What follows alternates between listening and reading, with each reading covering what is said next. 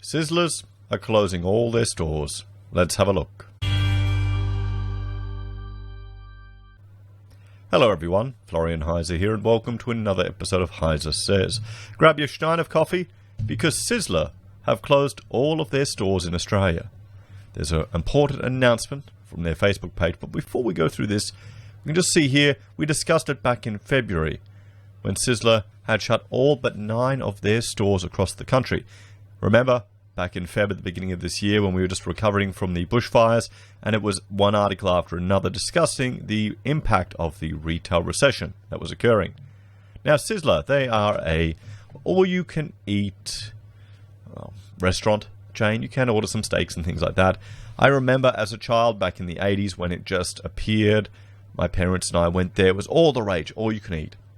Now, much older, the food isn't very good. I can't say I've been there in living memory. I think the last time I went there was probably about 20 years ago. Maybe I'm not the demo. I'm probably too much of a food snob now, to be honest. I'm sure the kids would love it. I remember as a child when I went there, you'd go to the Sunday bar and just keep getting more and more dessert. But the all you can eat stuff, the older I get, the less value for money I found going there. Let me know, guys. Are you a fan of Sizzler? Who is the regular patron of a Sizzlers? So, dear Sizzler fans, it's with heavy hearts that we share the news that after 35 years, it is time to say goodbye. The difficult decision has been made to close all remaining Sizzler Australia restaurants this November. We are so very grateful to our dedicated staff, and we want to thank each and every one of our customers for supporting us in creating our shared memories at Sizzler over the past 35 years. Our restaurants will remain open until the last day of trade on the 15th of November 2020. So there is still time to enjoy all your grill and salad bar favourites. Bookings are required for Queensland and New South Wales, so please remember to call ahead to ensure you don't miss out. We hope to see you all for one last slice of cheese toast. Now, obviously, there are going to be people that lose their jobs. There are going to be people that lose their jobs. Now, one thing when I was looking at Sizzlers, trying to find the locations, and there are a few around Brisbane here, every single one of them didn't do deliveries. So it's at a competitive disadvantage with regards to what's happening at the moment. We could see it's doing its rounds in the media. All the, 7 News.com, 9 News, Sydney Morning Herald, News.com.au are all discussing, Sizzler closing down its last stores. Mermaid Beach is going to close. That's the one. There we go. Down the Gold Coast. The one I went to. When I moved up here in Victoria, we went to one. I can't remember. Probably Shernside Park there, or maybe a bit further out. Well, let's have a look here on the Facebook post at all the comments that people were leaving. Because, some people have good memories of it. Maybe I'm just not the demo. Oh, so many lovely family get-togethers enjoyed at our Perth restaurant. Thank you, and you'll be missed. No, we had a trip planned to Sydney from Melbourne at the start of December, as soon as we were able to travel, just to go to Sizzlers. Now, really? Really? Really? Come on, that has to be BS. No one would go from Sydney to Melbourne just to go to Sizzlers. That has to be a joke. Sad news, so many good memories at Sizzlers over the years, from celebrations to birthday parties. It's a shame that they have to close down. This is sad, just thinking about the job losses. We need job creation. No, we come to Queensland every year just to eat here. Please reopen. Is it that big a thing? I always thought the food was terrible, guys. It's just a salad bar. When you're pregnant, Rachel couldn't eat it anyway. The steaks were overpriced. You can cook better at home. Maybe. Okay, so here's the plan. Sydney's, more lost due to the virus. Sad, Sizzlers gave me regular employment for 3 years while I was at uni. So there you go. So someone who, one of their first jobs was at Sizzler. Very sad, fond memories. My first job was at Sizzler. Very sad. So people are notably disappointed, notoriously. What do you think, guys? Are you a fan of Sizzlers? Did you think it was good foods? Do they have a rating here of it? Maybe it doesn't. No, it doesn't. So let's have a look at what news.com, how the media are responding to this news about Sizzlers.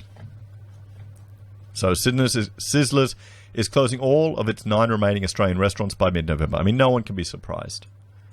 The restaurant industry is just copying it hard here.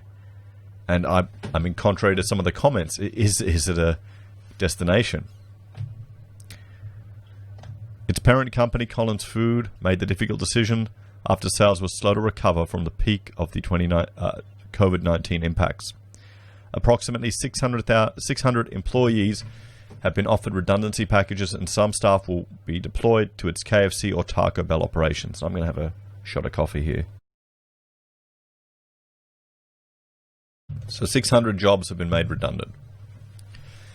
The Sizzlers restaurants closing are located in Queensland at Mermaid Beach, Loganholme, Toowoomba, Maroochydore and Caboolture, in Western Australia in Innaloo, Glemscott, Morley, and in New South Wales at Campbelltown.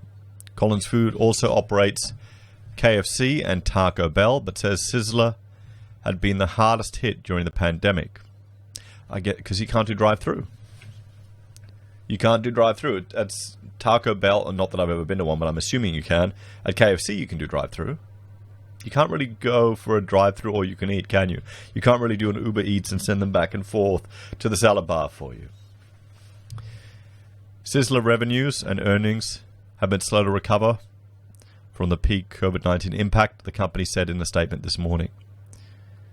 This has been a difficult decision for Collins Foods, especially given the impact it will have on our dedicated Sizzler employees and customers in Australia, the CEO said. You can see there, I mean, I'm sure everyone has had an experience at one of these places. The ongoing impact of COVID-19 on revenues has meant that, unfortunately, these restaurants have not established a clear path to profitability in the foreseeable future, he added.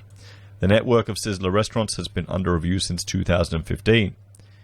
This financial year, revenue from Sizzler's restaurants in Australia accounted for only 3% of Collins Foods' total revenue.